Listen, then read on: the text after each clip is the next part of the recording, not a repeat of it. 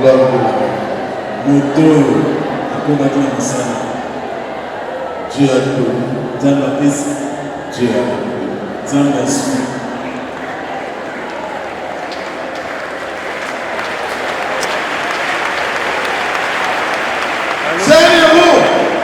Assez lombé.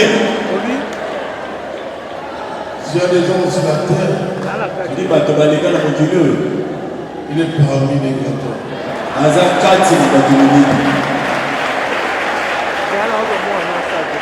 Mais Kassi, nous sommes si tout le monde que nous le faisons. Nous sommes rassurés. Nous avons dit un jour Jésus. On verra la baroutication. Il nous a prêché la vérité. Il nous a parlé de Jésus. Seigneur, nous sommes si. Un jour, on va le voir. Avec tous les saints.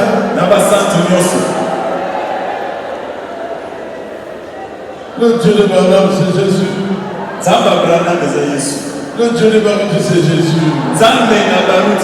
Tout comme vous êtes qui aime Dieu. Nous avons un Dieu fidèle. Baruch, tu n'es pas là, mais ton Dieu est là.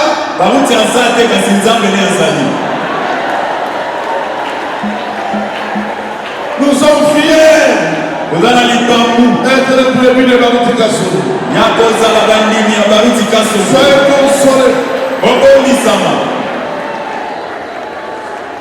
Soyez consolés. C'est dit pour Jésus. Et ça passe. Mais les hommes de Dieu qui peuvent faire quelque chose.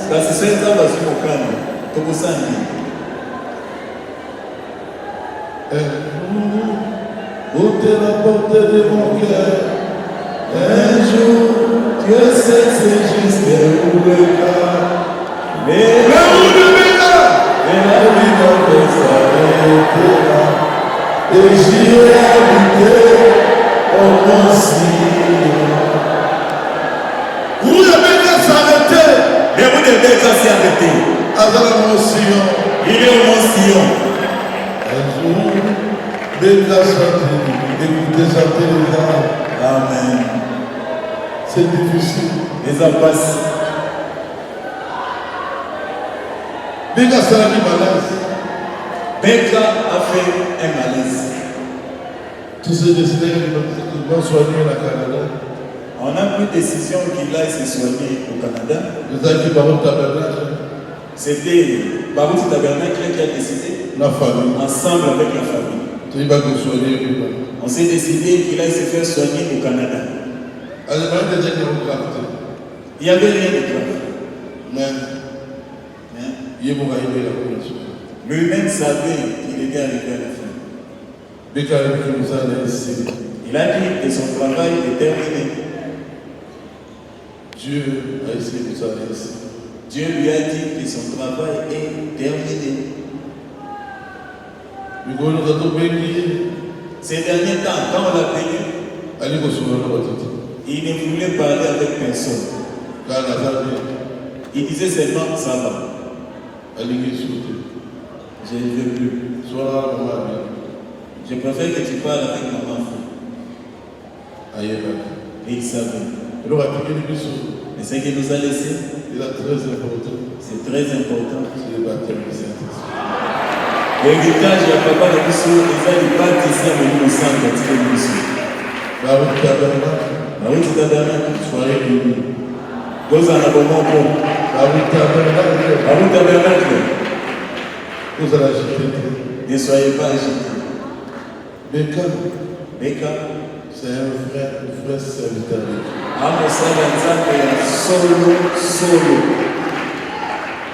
Nous sommes à terre, tout ce qui nous a prêché, ne quittera jamais nos cœurs.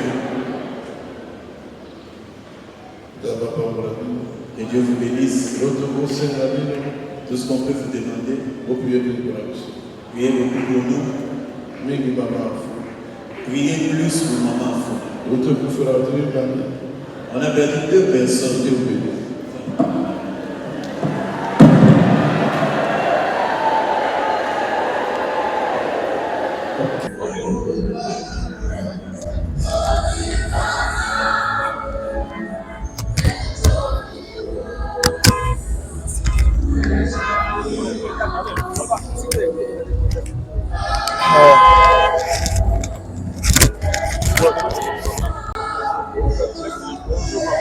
Oui, bonjour.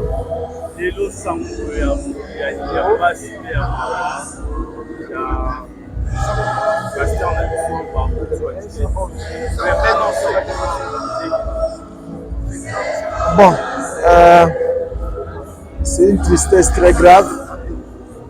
Nous appelons Mamunene. Moni ndenge nzambe asala ekelamu ya moto. Mystère leki munene ezalaka mystère oyo. Kolo ye moko alataki nzoto ya bumoto. Aye na mokili abikaki asekisaki bato asalaki makambo ndenge na ndenge ekomaki na ngonga na ye mpe ya kolala ekokaki olalalaki mpona kokɔta na nzoto mosusu. Frère Branham ye moko messager ya temps de la fin azalaki na biso asalaki makambo ndenge na ndenge biso batondi message na ye to batémoignage na ye ekomaki mpe na ngonga na ye. Frère Branham alalaki, il fallait relève moko ezala. En tout cas sango ya passé baruti mpo na ngai eza mpena choc. Nayebani lelo mwa mingi na mokili lokola activiste à droit de l'homme moto ya bungelaka makoki ya bato. Soki otangi na mikanda okomona makambo ebele mais na lutte na nga naza na batémoignage ebele sur donc mission oyo passé baruti ayaki nango na mokili. Mais naza na témoignage moko nazalaki parmi bato oyo bakomaki kobika pembeni na ye mingi nayaki mpona kosoutenir bafrère Fiston na fondation Baruti Kasongo po azalaki mpe na fondation na ye. Mais à partir ya komona mwa makambo nayebi ndenge na nga kosala makambo nayeba paster Baruti mpona paster Manze na nsima nango nakomaki kobika pembeni na ye. Mais komaki na mokolo moko tozalaki ne na kati ya mutuka ezalaki juste liboso na rond-point ezalaka na bureau communal ya Kalamu. Bon, to embouteillage ezalaki makasi toza na kati ya mutuka biso mibale. Mwa dispensaire moke ezalaki mama moko mwana ne akoki kokata motema na kati ya dispensaire wana. Alors tango mama wana moni paster ayemba moko paster Baruti mwana na nga. Sikoyo paster atandi ahésité bi ah frère oyo eza komekama te ko monga bino paster yo nde osalaka te ezalaka nde nzambe kati na yo. Peut-être embouteillage oyo esalami ezali kaka mpo mwana oyo ezwa lobiko yo osala mosala ezala kosambela le reste ekotikala ya nzambe. Oyebi ke paster atia loboko boye na bosa misolaki na mbula nini paster atia loboko boye likolo ya mwana wana asambeli mpe mwana afungoli miso mbala moko mpe embouteillage ekeye. Personne ne m'a donné de l'argent pour le dire. Alobi vrai. Alors eloko wana endimisa nga na motema mobimba ke makambo ebele paster Baruti bando osala moto mpenza boye soki otala moto ata biso bato kosambelaka epai na ye okoki na misu kokanisaki eske ezalaka baaventure ezalaka nde koyokana me wana eza témoignage na nga nabiki mingi pembeni na ye. En tout cas beaucoup de courage na mama fo nalia biloko mama wana ekomaka periode moko na Grand Hotel ekomi lelo Pullman pasele misu ntango akokende kopema akolinga azalaka na nga toujours pembeni mpo nakobeta masolo akoseka tusa nalia papa Leonard mingi lobila naokaki sango wana nabengi papa Adolphe Siala akonfirme nga esala nga mpasi mingi na motema bana balelaki na kati ya ndako tusa. En tout cas lokola moto toza kokoka komaîtriser mpena baémotion mingi te mais eza asali mosala na ye koki. Église oyo eza nsima mokongo naza parmi bato bayaka kozwa terrain oyo église oyo etongama. Alors toye kozongisela ye matondi tozongiseli mpe nzambe matondi mpona oyo ekomi. Namona ye mbala moko ntango paster Ngonde akufaka baye pona misala ki pela papa ngonde mingi banda be ngata on so doi ba passer somada metant passer ngonde ku fo baye ko tia corps na église en chose ay côté kuna alobaka makambo ebele. Alors c'est tout ce qu'on peut faire comme chrétien to ye ko som sila nzambe matondi pona oyo akokisi apesaki ya zui en tout cas comme les alokumu. Mais pour la biso, le pasteur est allé se reposer, il nous a précédé. En tout cas, tout le monde a eu.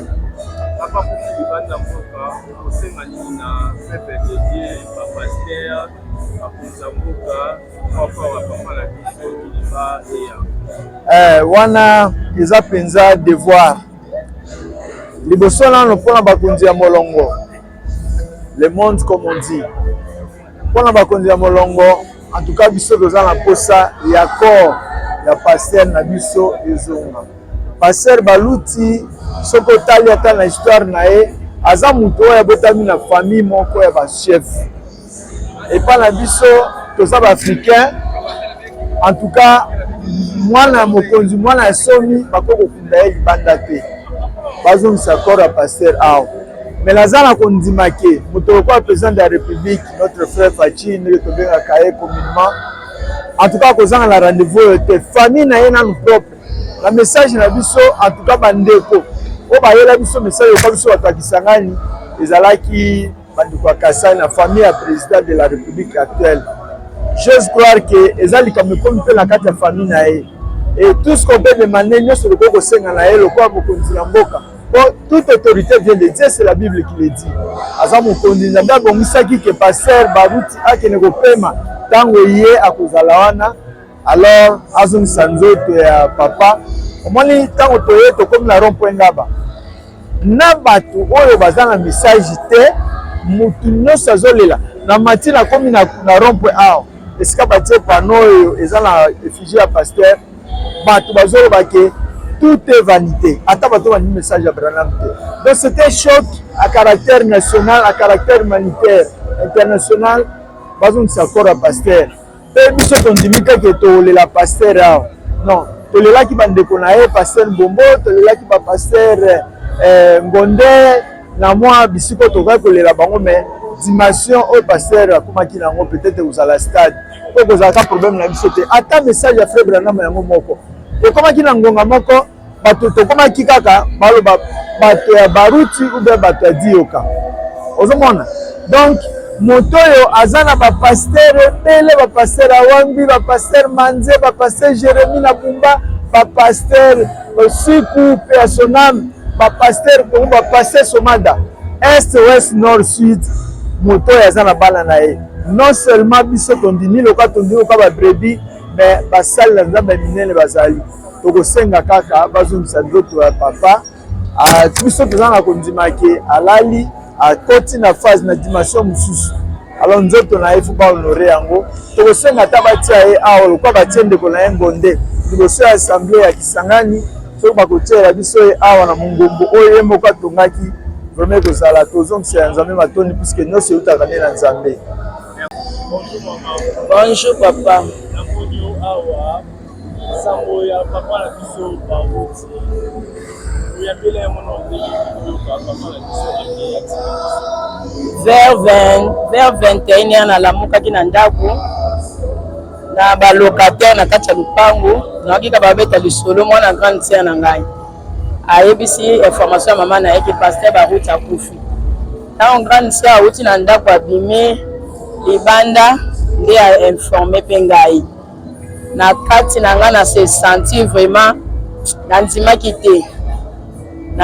te na zongi lisusu pas deux personnes mpona kotuna nga na kati ya lupango balocataire kana tuni locataire mosusu c'est vrai makambo nayoki ke pasteur Baruti akufi eza ya solo baba bayesi nga oui akufi eza ya solo vraiment napoyaka na Philadelphie mais sistaka bapriere awa mingi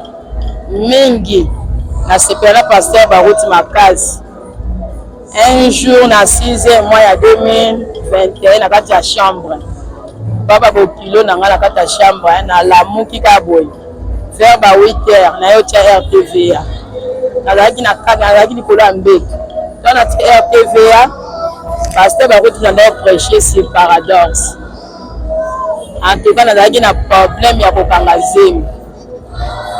Donc na bandi koyoka prédication na tongo na nzoka prédication wana ekomi ntango azobondela talisaki vraiment sur paradoxe wana bi paradoxe eza eloko malamu. Ntango ateya alobi mutu nyonso to aza na besoin kosenga eloko kaka lelo lobi te mutu nyonso to osenga eloko ya nzambe kaka lelo nzambe osalisi papa nalandi poya wana yesi nzambe ngabi à travers mateya mowumbu na yo lelo mpe kana lini akanga zemi papa ton poya wana kaka esili après 2 semaines ka voix moko elobeli ngai ki naza zemi naye kokende na pharmacie nasombi kirate naye kopreste so naza zemi nandimaki te kaka na mati ya pasteur baroute ndenge natiaki yango ankere papa nde yabota mwana oyo nde nabota mwana oyo ngaka zemi mobali na ngai otuna ngabi ntango kobota opesa mwana okomonani ngabi napesaka paradoxe na propos mate ya pasteur nde nalandaki yango na nde mpe natiaki kondima kaka le même jour nakanga zemi yango napesa mwana okome paradoxe nalinga pasteur makasi koyoka témoignage ntango akufaki nandimaki te naotukuta église esika asambelaka bato prière esili nakoki okenda kote na ekiti sur le terrain ti l'église yao nga mo pena na yo mpe na mateya na ngai oyo naolobaka na nzambe azwaka lokumu.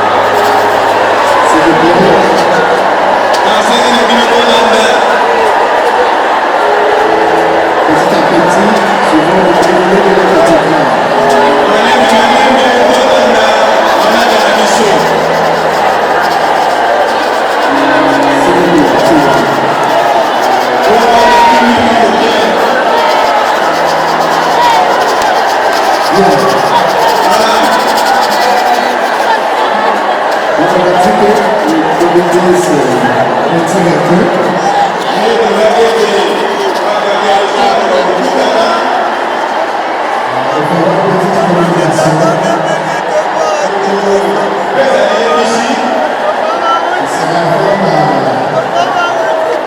Biologique avec le pasteur Carlos Carlos.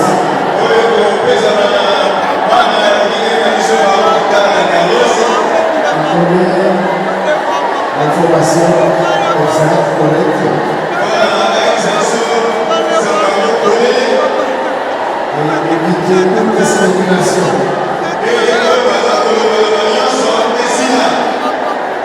Vous avez quoi dire aux autres?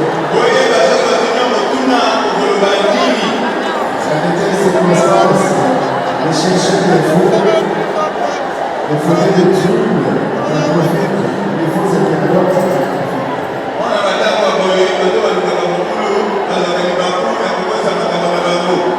Nous sommes des chrétiens. Ayons une pensée pieuse à l'endroit de ces grands serviteurs. Il avait donné sa vie pour le Seigneur. Il a tracé un chemin. Il connaît là où il est parti. Il nous a pointé ce chemin. Il nous a amené au baptême du Saint-Esprit. Il nous a dit, c'est le message qu'il a dit. Dieu peut vous amener, arrive vous amener au baptême du Saint-Esprit. Il est capable de nous amener plus loin. Au ciel. Donc nous pleurons, nous prions et nous nous exhortons.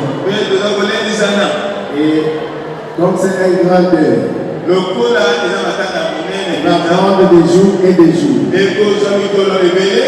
Parce que c'est chaque jour que les gens passeront au temple. On compatit avec nous. On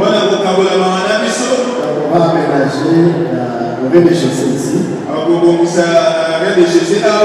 y aura une permanence. Et ceux qui voudront nous consoler, ils passeront de temps en temps. On n'a pas voulu que ce soit des jours sautés. Nous voulons que chaque jour il y ait vraiment une présence.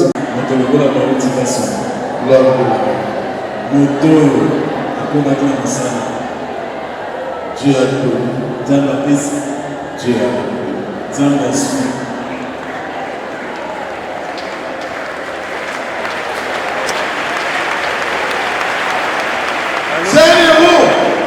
assez lomé. S'il y a des gens sur la terre, il est parmi les 14.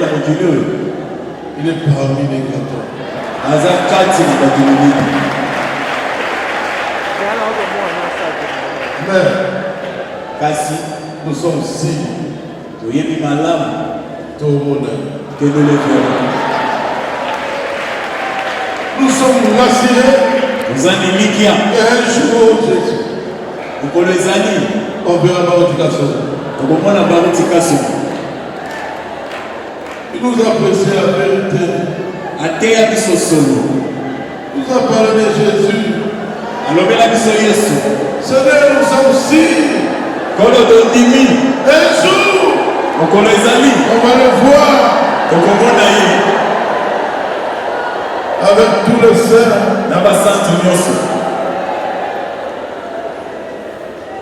Le Dieu de Abraham, c'est Jésus. Le Dieu de Abraham, c'est Jésus.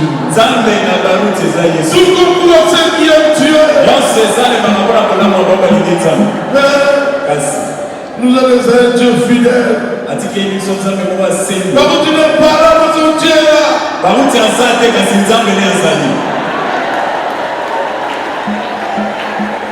Nous sommes fiers. Être le premier de barotication. Soyez consolés. Soyez consolés. C'est dit pour Jésus. Et ça passe. Mais les hommes de Dieu qui peuvent faire quelque chose.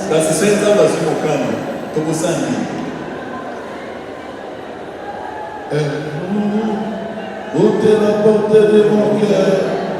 Un jour, Dieu sait c'est juste où le cas.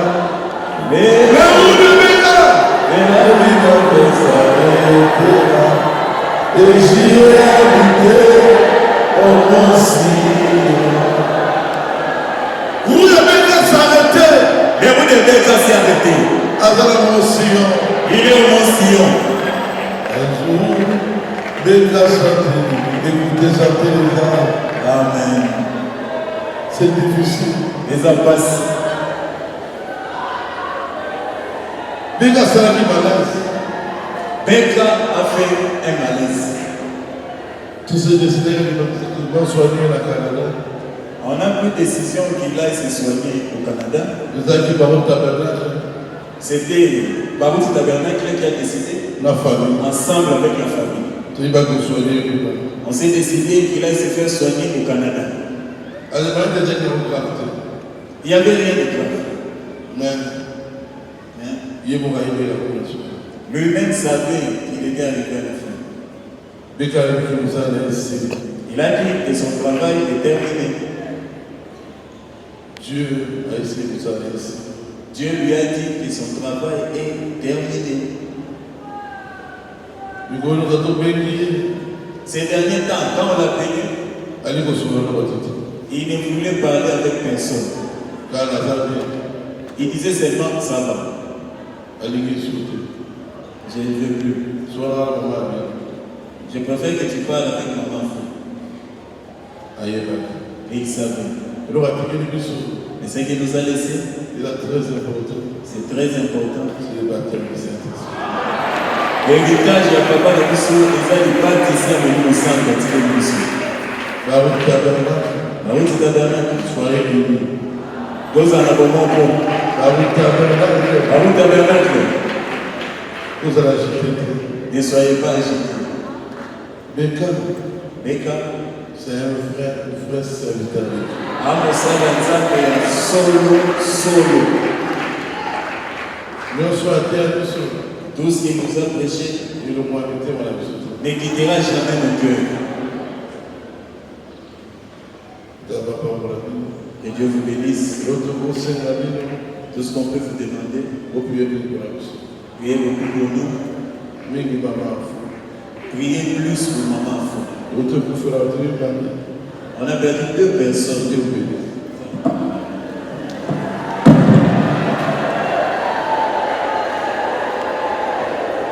Ok. Les réunions de juridiction sont suspendues sur le l'ordre parce qu'ils seront à l'église.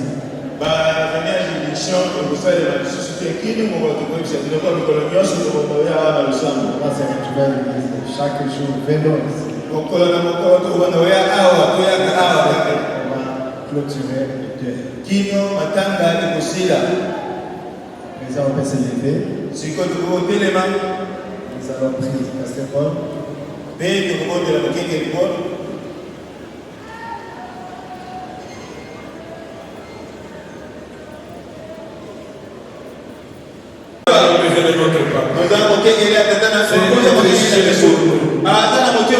Nous l'aimons beaucoup. Mais toi, tu l'aimes plus que nous. Nous disons comme Job, Seigneur. L'Éternel a donné. L'Éternel a repris. Que son nom soit loué. Ce que nous te demandons, soit notre secours, Seigneur. Dans cette épreuve, qui avait secouru Job, sois notre Dieu. Sois l'amortisseur des chocs. Console-nous, Seigneur. Accorde-nous à chacun de nous la consolation qui vient de toi. Oh Dieu bien-aimé. Père, qu'est-ce que nous pouvons dire? Que s'abandonner entre tes mains. Que se confier encore en toi. Que continuer la marche que ton serviteur nous a indiqué. Un voyage héros, un voyage soldat nous a précédé, Seigneur. Nous savons qu'à très bientôt, nous les verrons. Nous les verrons, Seigneur. Voilà pourquoi, Seigneur, nous nous abandonnons entre tes mains. Nous demandons de nous assister, de nous consoler, de consoler la famille.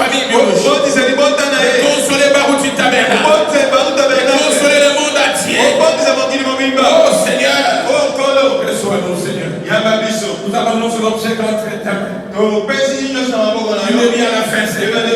Sois avec nous. Nous sommes sûrs que Beka est dans la gloire. Il est dans la gloire. Il a combattu un bon combat. Et il a été couronné maintenant. Père Céleste, assistez-nous. Sanctifie-nous. Console-nous. Alléluia. Aide-nous, Seigneur, à marcher avec toi. Nous voulons rentrer dans nos maisons. Nous savons que, oh Dieu, conduis-nous pas au Père. Conduis-nous pas, Seigneur Jésus, dans nos maisons. Partout nous serons.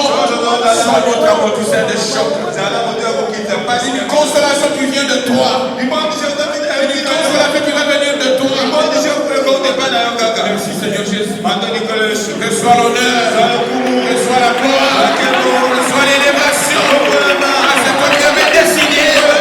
Quand nous étions dans cela. Nous avons demandé ici à console maman. La délégation qui est au Canada. Rentre avec chacun de nous. Fais que Seigneur Jésus, oh Dieu, soyons consolés par toi. Reçois l'honneur, reçois la gloire, reçois l'élévation. Nous avons ainsi prié avec foi. Au nom de notre Seigneur, Jésus-Christ. Amen. Amen. Quel faut sortir à l'ordre, ne vous précipitez pas s'il vous plaît, ne vous bousculez pas. L'ordre des honorables diacres. Voilà, sont en ordre.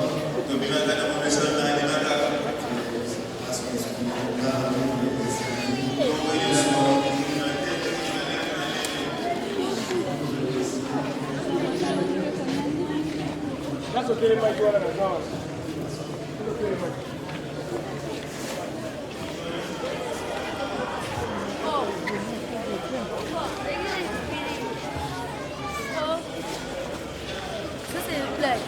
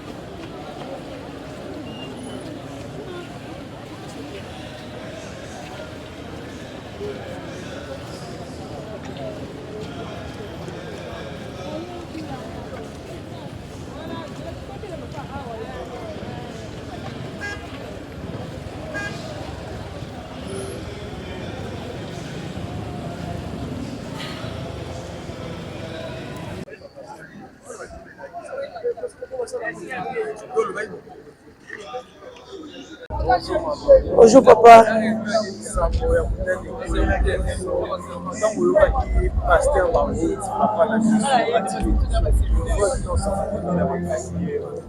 Papa nga nazwaki sango d'habitude nalalaka na nga avant parce que nayebi ke dimanche tokende église na tongo nalani nakangaki mpe telefone nakomaka ba 22h nayoki frère na biso moko atotoke serafo nini wana lisusu nabimi na bifrère na mwana so na bifrère nini nga nakaisaki ke obien mwana na ye azobela obien likambo nini nayebi te ayosinga papa akufi abi papa akufi papa nani papa baruti na bitika kolobeloko wana papa akufa ndenge ni papa yebisa biso azokende azoya kozonga mercredi tobelo prier mpo na ye makasi mpo papa azongela biso papa akufi ndeni abiso papa akufi abandi kolela nazongi mpe na chambre alamusi papa na bana bini toza boye papa asali nini akufi na ye tobandi kolela biso nyonso na ndako tolamuki mpe kaka na butu wana tofongoli television tobandi kolanda epesi biso pasi papa na biso tolingi ye mingi me nzambe asali mokano na ye tosala nini yango nde vraiment pasi na biso yango wana.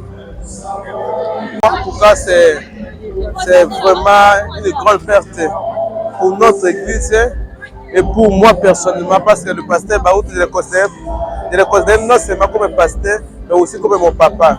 Parce que dans son ministère, Dieu m'a beaucoup béni. Grâce à la prière du pasteur Baouti, j'ai décroché mon diplôme de licence à la faculté de droit. Grâce à la prière du pasteur Baouti, j'ai reçu au concours organisé par le barreau de Kinshasa Goma 2016 pour devenir avocat. Grâce aux prières du pasteur Baouti, j'ai eu l'argent pour pouvoir marier ma femme. Et d'ailleurs, l'enfant que j'ai à la maison, mon fils aîné, porte le nom du pasteur Baouti. Donc, c'est une perte pour nous. Parce que je sache, le pasteur Baouti est parti. Pas en enfer, mais il est au paradis. Pour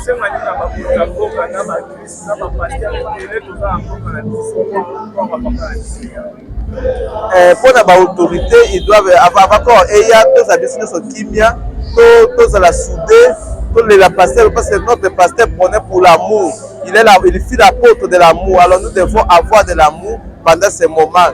Nous devons éviter les discours de haine, nous devons éviter des disputes inutiles, nous devons attirer notre pasteur à toute dignité.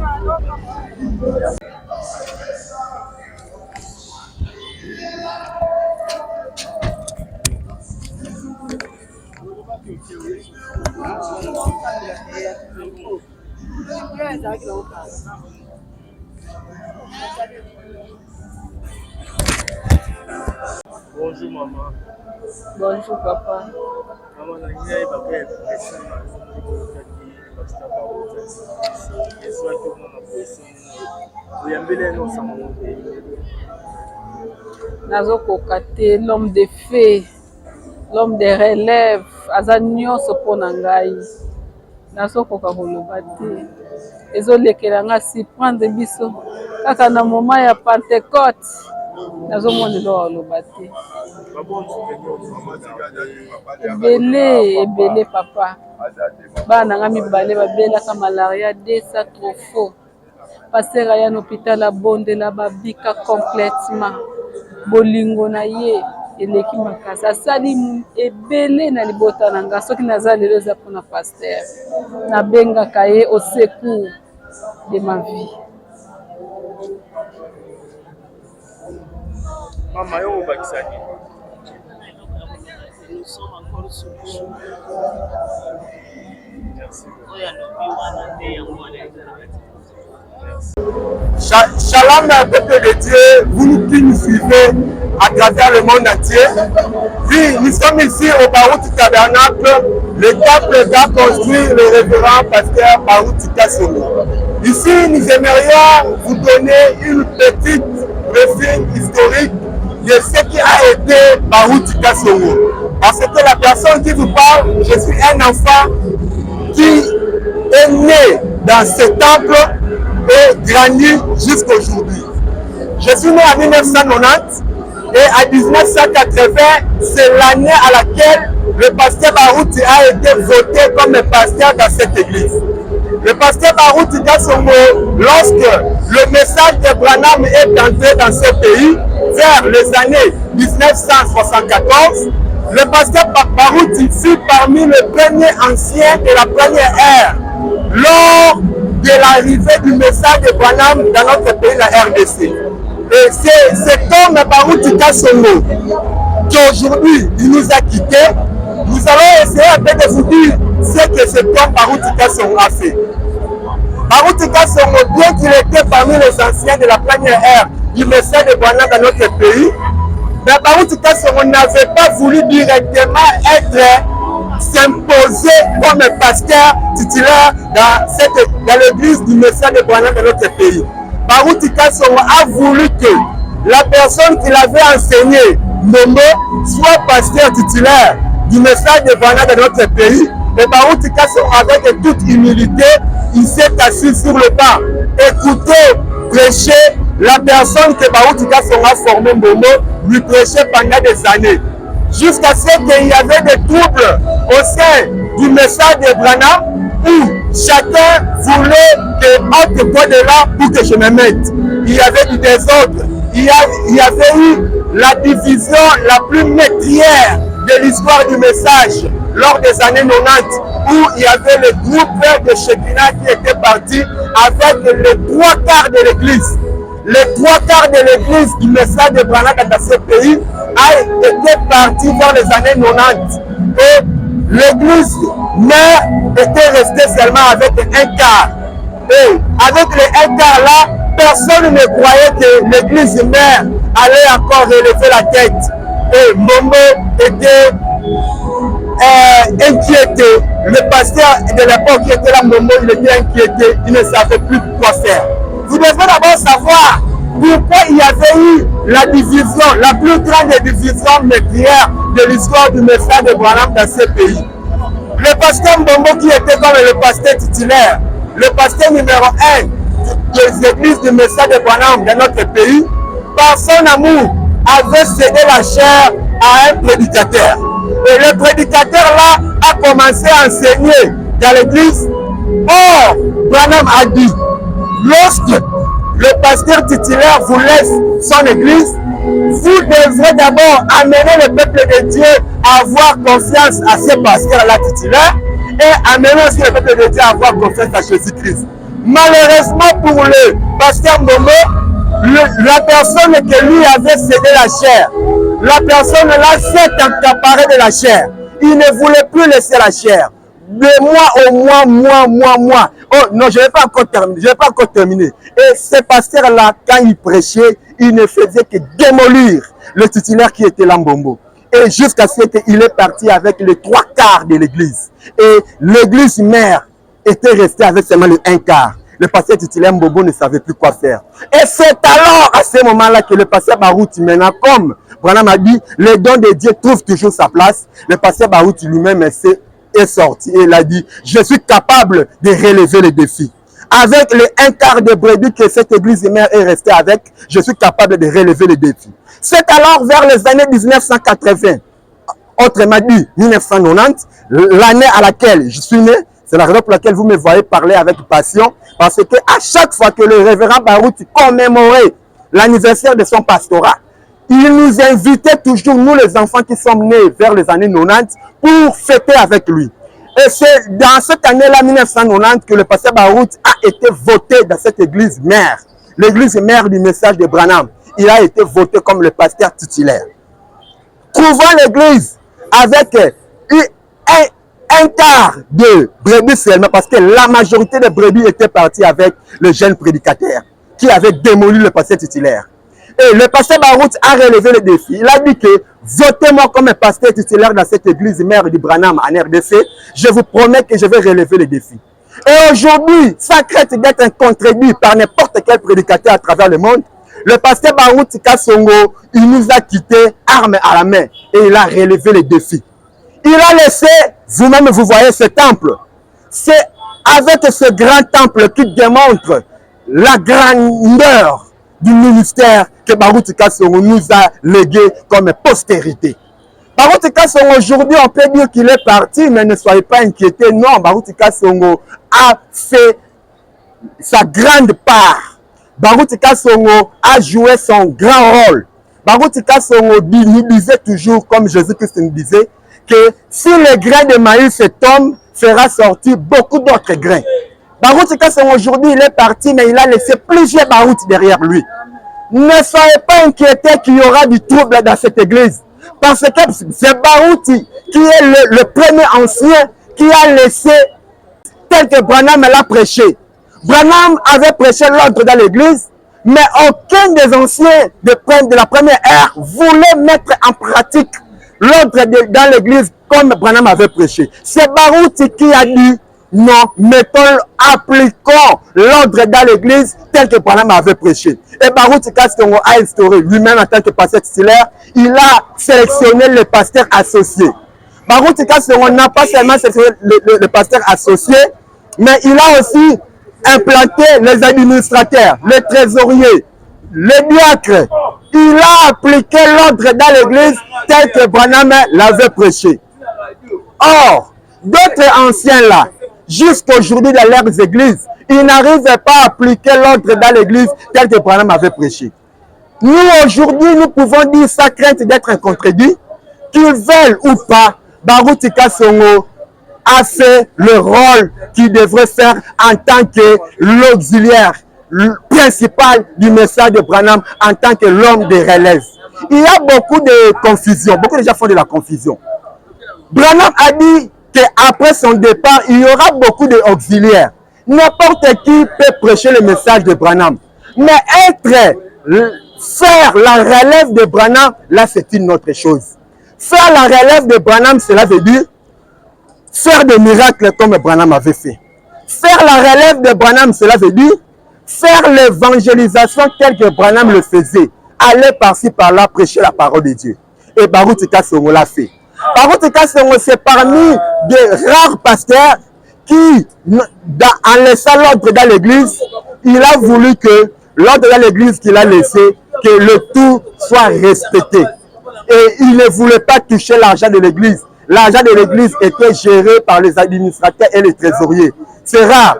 Si aujourd'hui vous remarquez que plusieurs églises du message commencent à construire, c'est à partir de Barout. Lorsque Barout Kasson a vu que le peuple de Dieu suivait les prédications sous les nattes, sous le soleil, Barout Kasson a dit non, on doit construire un bon temple pour que le peuple de Dieu puisse suivre des prédications dans toute la quiétude. Et quand ils ont vu maintenant que Barout Kasson a prêché la parole, Barout Kasson a construit ce grand temple, c'est alors que cela a stimulé à d'autres prédicateurs de commencer aussi à construire des temples. Raison pour laquelle, aujourd'hui, vous pouvez voir tous les pasteurs du message commencent aussi à construire des banques. Ils ont vu ça chez le pasteur Barout. Barout Kasson, c'est un visionnaire. C'est à partir de ces vaillants héros qu'aujourd'hui, le serf dans les églises du message peut suivre des cultes, peut s'habiller décemment et avec propriété. Parce qu'on ne voulait pas que les serfs puissent se mettre, arranger leurs cheveux. On voulait seulement que leurs chevelures puissent seulement être bizarres. C'est Barout qui a dit non. L'unique péché que la Bible a dit, c'est seulement de ne pas couper les cheveux. Mais une sœur qui a mis de la mèche, une sœur qui a mis de la plante, telle que la couleur de sa chevelure, ce n'est pas un péché. Et aujourd'hui, on l'a donné raison. Barout Kasson a dit non, on peut aller à la télévision pour évangéliser. On ne peut pas vouloir que le message de Branham puisse rester dans les ghettos.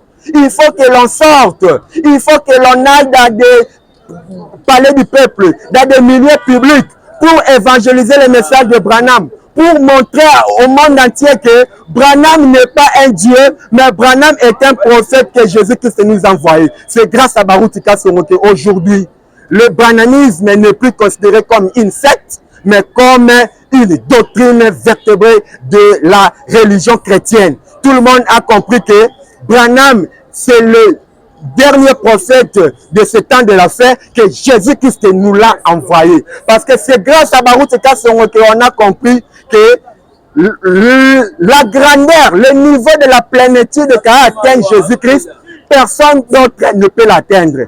Si Barout Kasson n'était pas venu, mais aujourd'hui on allait être dans des troubles. Mais aujourd'hui le message de Branham n'allait pas avoir l'ampleur qu'a aujourd'hui. Barout Kasson c'est un héros. Que toutes les églises du message de Branham, si aujourd'hui ces églises-là sont remplies, c'est grâce au ministère. Bonjour. Bonjour. Premièrement, quand on a dit ça, on a pas bon, nouvelle Yango surprendre Abisso de la soirée. Je crois que c'est vraiment une nouvelle fracassante et puis très triste au regard de tous les patrimoines spirituels ainsi que social que le pasteur Barout représente et qui lègue à toutes les générations. C'est une icône qui est partie, c'est un père et un repère qui nous a quittés.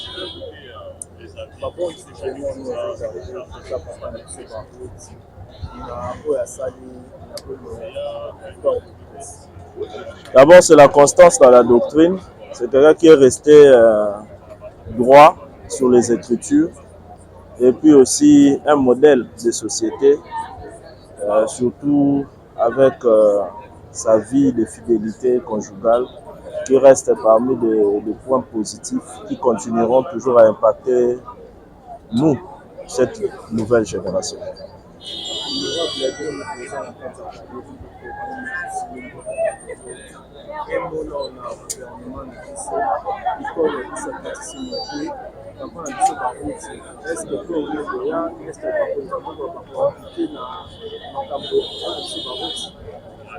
Bon, je pense que ma présence ici, c'est aussi pour avoir une idée avec la famille sur ce qui est d'abord projeté, pour qu'on voit aussi à notre niveau comment on peut contribuer à ce que cela puisse bien se passer et faciliter aussi une bonne prise en charge de la part du gouvernement.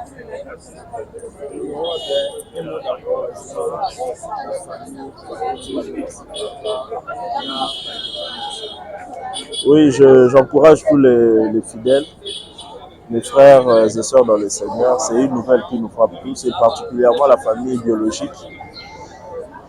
Courage, nous croyons que nous sortirons plus grands de cette épreuve. Mama, if Ipa. Love is crazy, love is funny. José Baïla. Nato solaka na bana na ngai. Bana bado tinde ngai biloko na zasi biloko eto koma te. Baza na mboka ni. Baza na France, mosusu aza na Belgique. Ekoma kate. Oh, mais baza ni kuyiba. Ah, na rembi na robi. Na France na minute oyo. Agence il y a sir eza moko. Na France. Lokola bango baza na France. Agence na France eza na Rennes. Précisément na Rennes. JB Service. JB Service. Otelelo. Économie internationale.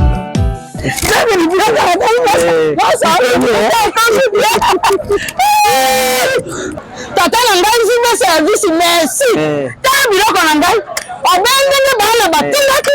Ndenge pe biloko ekomi. Ndenge kanisa ki za mondele. José Baïla aza mundele te. Aza kaka congolais lokola yo na ngai. Na yimisaki yo JB Service eza esika ya kubunga te. Na France eza précisément na Rennes. Ba numéro ya kubunga yango wana. Uza kumona awa na Kinshasa eza na Sainte-Thérèse na Nzili. Soko kaka mutu akomi na Sainte-Thérèse na sima ya station directement soko kaka bui mbala moko JB Service epai ya José Baïla. En plus eza kaka na Kinshasa te. Eza na province ezali mama Marizane ndekuna ye ezali na Congo Central ezali na Mbanza-Ngungu ezali na Kimpese ezali na Kisantu to na Boma to na Mwanda soko kaka bengi na numéro ezali awa bakukutela ye biloko kuna même voire même na Lubumbashi. JB Service bozala na agence moko ya si ebowakasi soki kaka na ngambo braza na tena baza continua JB Service ezali soki bane te angolais nali te angolais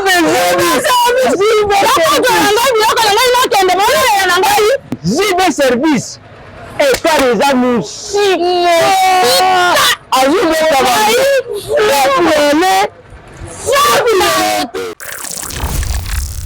Le bonheur est plus grand lorsqu'on donne plutôt que de recevoir. L'orphelinat Vida, paradis des orphelins, entre chez vous, toujours dans les cadres de Matthieu 7,7. Demandez, on vous donnera. Alors si nous sommes là avec mes soeurs, mes enfants, mes chéris, juste pour nous rappeler le message Oyope Samina Bisso que Tozongela, Kosungabana Bisso, les orphelins ont besoin de nous. Alors le loso qui n'a yezaka jusqu'au rappeler na Bisso que orphelinat Vida ezali toujours coexister, bana baza toujours na besoin na biso. Si nous sommes mandatés par notre Dieu. Alors voilà, le temps nous est donné et on met le message au pays à Kolobete. Tozongela, premier amour na biso ya ko soutenir. Bana na po lelo balia. Bana lo po lelo batanga. Bana na po balala na place ya bien.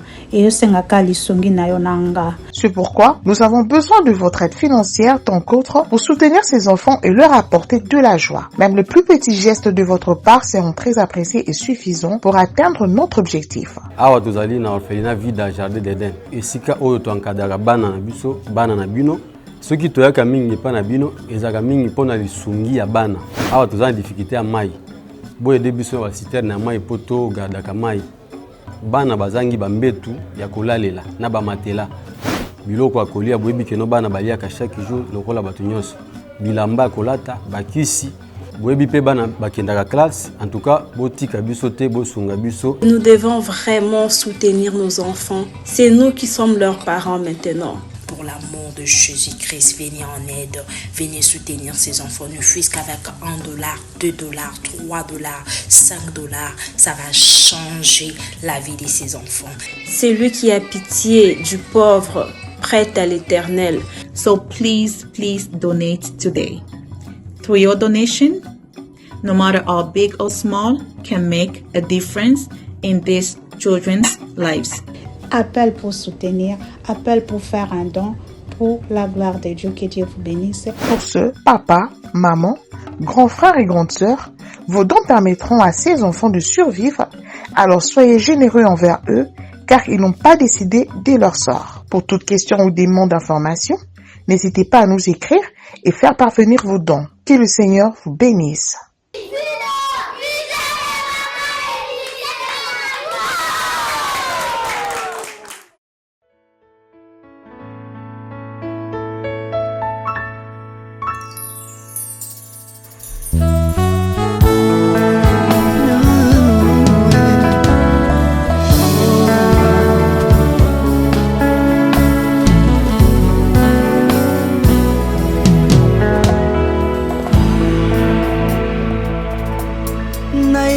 na yo papa nanga monisanga loboko na yo naipa na yo mosantu yo monisanga loboko na yo nzamba lolo yo azosale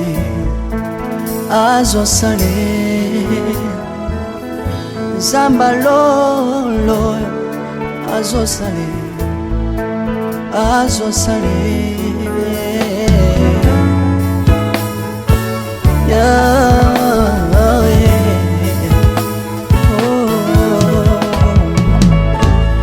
naipa na yo papa nanga monisanga loboko na yo naipa na yo mosantu yo monisanga loboko na nzamba lolo yo azosale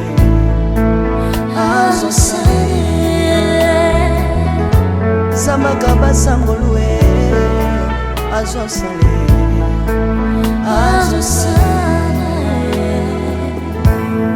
salilanga yesu yesu salilanga yesu yesu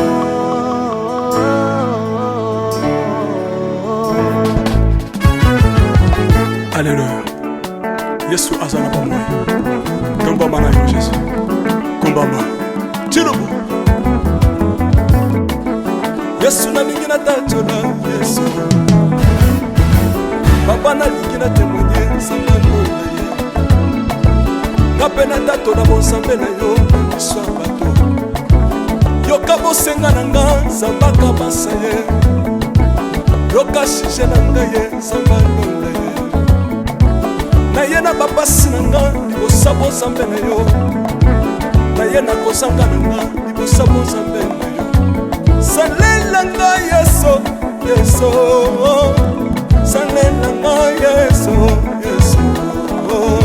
salela nga yesu yesu Salela nga Yesu, yesu Bundela nga Yesu, Bundela nga Yesu, Yesu. bundela nga yesu yesu Bundela nga yo yo. Longisa nga Yesu, Yesu. Longisa nga Yesu, Yesu. Longisa nga yo yo. Merci Jésus. Nalebi bia bisenga senga nzamba lole. Nalebi bia pesanga kabela nga bisenga senga. Yesu moko nini ye bakolia mpe na nsima na ngai. Yesu moko nini ye bato bakolata mpe na nsima na ngai. Yesu moko nini ye bato bakovanda mpe na nsima na ngai. Nalebi bia bisengasenga nzambe alonda ye. Lokota ngai Yesu, Yesu. Lokota ngai Yesu, Yesu. Lokota ngai Yesu, kotika ngai te. Lokota ngai yoyo. Tombola ngai Yesu, Yesu. Tombola ngai Yesu, Yesu. Tombola ngai Yesu, Yesu. Tombola ngai yoyo.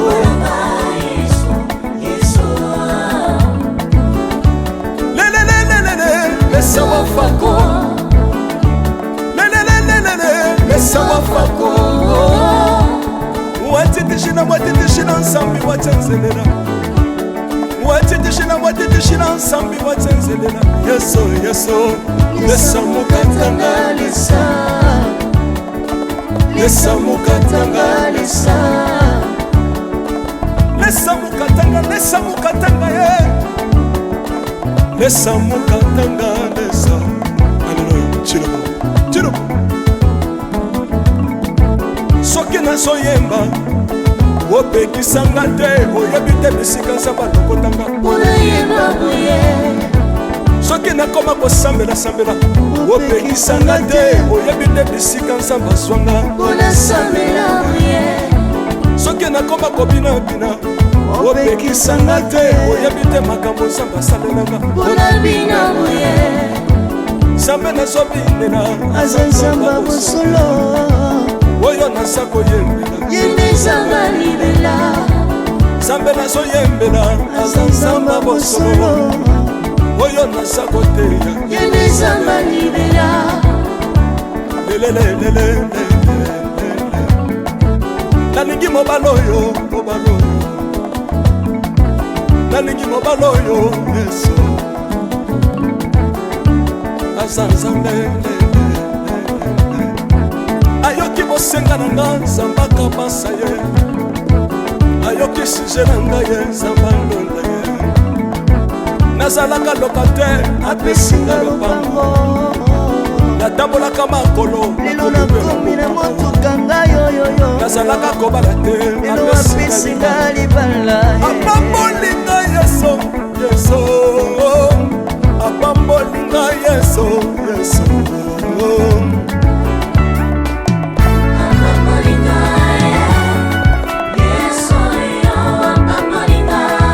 Yesu apambolinga, Chilobo. Yesu alokotinga pesitila aza nzambe. Nalingo beta mololo bisika ezali yo.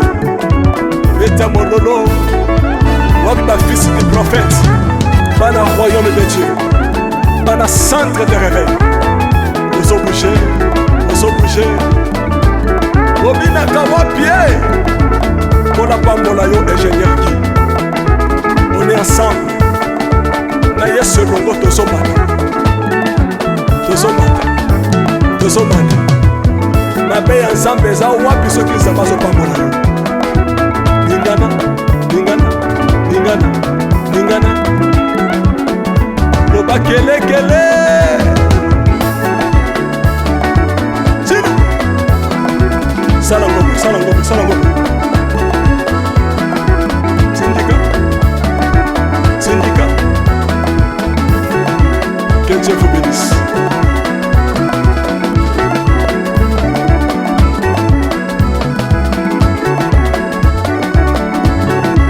Samba pambola bino.